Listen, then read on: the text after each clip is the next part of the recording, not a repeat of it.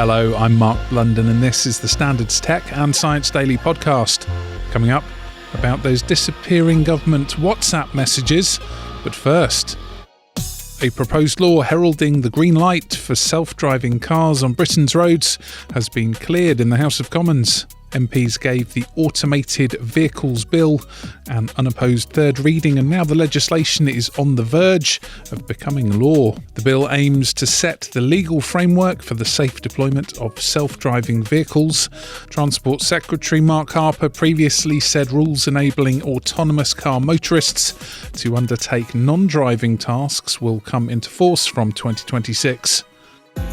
Next, a committee of MPs wants lobbying of government ministers by WhatsApp to be subject to the same transparency and record keeping as official face-to-face meetings. The Public Administration and Constitutional Affairs Committee wants informal messenger apps and other non-corporate communication channels to be blocked on official devices if bolstered transparency measures do not command public confidence. The committee launched a probe into informal lobbying in the wake of the Greensill scandal, which saw Foreign Secretary Lord Cameron, a private citizen at the time, involved in an effort by the firm to secure access to an emergency coronavirus loan scheme. In its report, the cross-party group of MPs says WhatsApp should be subject to the same disclosure regime as other forms of contact.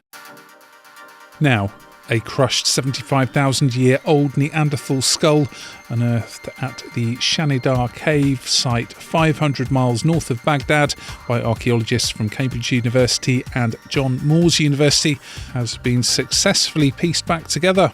When the skull was discovered in 2018, it had been flattened to around 2 centimetres thick by a rock fall. The skull is from a skeleton named Shanidar Z, believed to be female and aged in her mid-40s. And you can see the progress in a new Netflix documentary called Secrets of the Neanderthals. Next, it's World Password Day, and to mark the occasion, the Institution of Engineering and Technology has published a survey suggesting only 1 in 5 people in the UK can identify a secure passkey over a risky one. They found that 20% of respondents were also using the same password for multiple websites and devices, with many using pet names or a significant date, which are practices discouraged. The IET urges users to create randomly generated long, unique passwords for each website and says that in general, the longer a password is, the better. The organisation also encourages people to use a password manager, notably one that can alert you if they are involved in a data breach. Now, come on, kitty. Come on. That's Galina the cat, happily playing back at home after using up one of her 9 lives, thanks to being mailed to Amazon in a returns box. Her owner, Carrie Clark, who's from Utah, picks up the story in an interview with the Associated Press. She loves to play in boxes. It's just like part of her personality. She just mysteriously disappeared. We had absolutely no idea what happened to her. Tons of flyers up.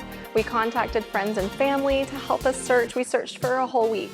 And then we got the most amazing, insane news in the entire world. Galina's 600-mile cross-country odyssey without food and water in a shipping container ended when she was found in as good condition as could be expected by an Amazon employee. I just couldn't even believe that she was in California. I thought it was a prank. Like, I still hard to wrap my brain around. Took the package to the drop-off without knowing that our dear cat was inside.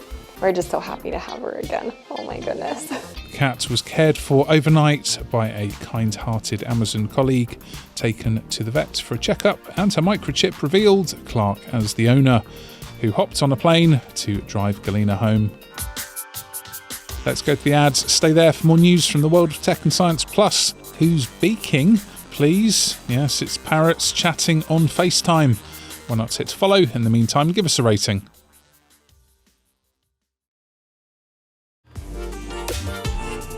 Welcome back.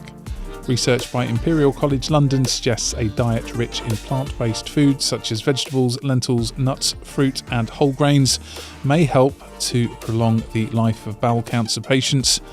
A review published as 4 separate studies in the International Journal of Cancer suggests a plant-based diet, along with an active lifestyle, could potentially improve the overall survival chances of patients with the disease. A separate study published in the JAMA Network Open found men with prostate cancer who ate plant-based foods had a 47% lower risk of progression compared to those who did not strictly follow this diet. Scientists involved say more research is needed, with better designed trials and larger observational studies to improve the lifestyle recommendations for cancer survivors. Next, a University of Washington study suggests men are more likely to have health conditions leading to premature death, while women may live longer but face higher levels of illness and disability throughout life. The findings published in the Lancet Public Health Journal highlight the stark inequalities in sex-based health outcomes, and it also suggests little progress has been made over the past 30 years to bridge the gap.